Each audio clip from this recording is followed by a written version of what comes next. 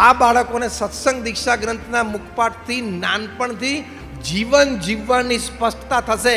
આ જીવનનો સૌથી મોટો લાભ છે. દેવાંશ નામનો એક નાનો બાળક, એને સત્સંગ દીક્ષા ગ્રંથ મુખપાઠ કર્યો. એમના પિતાશ્રીનું નામ હરિકૃષ્ણભાઈ. તો એમની જોબ પર તે હરિકૃષ્ણભાઈને એક કર્મચારી હતા.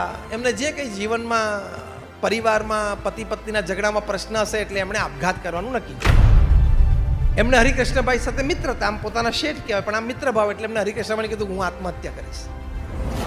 હરિકૃષ્ણભાઈએ ઘરે એક વખત આવીને ખાલી સાહજિક વાત કરી.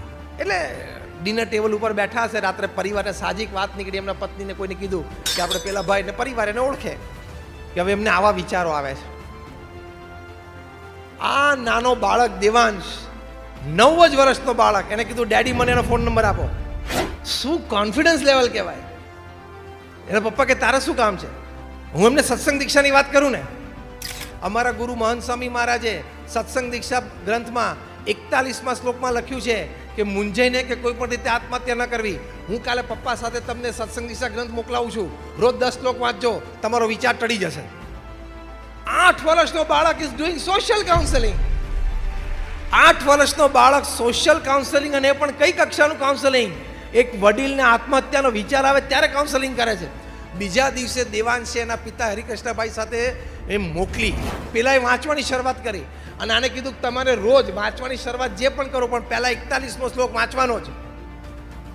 પહેલું તો એ જ વાંચવાનું રોજ. તો પેલા તો દિવસમાં 2-3 વાર વાંચે. અઠવાડિયામાં એ વ્યક્તિને આત્મહત્યાનો વિચાર ટળી ગયો. આજે પણ એ વ્યક્તિ જીવે છે અને સ્થિરતાથી જીવે છે. એ વ્યક્તિ સ્થિરતાથી આજે જીવે છે અને આત્મહત્યાનો વિચાર ટળી ગયો. થેન્ક્સ ટુ સત્સંગ દીક્ષા ગ્રંથ, પણ thanks to this little boy Devansh.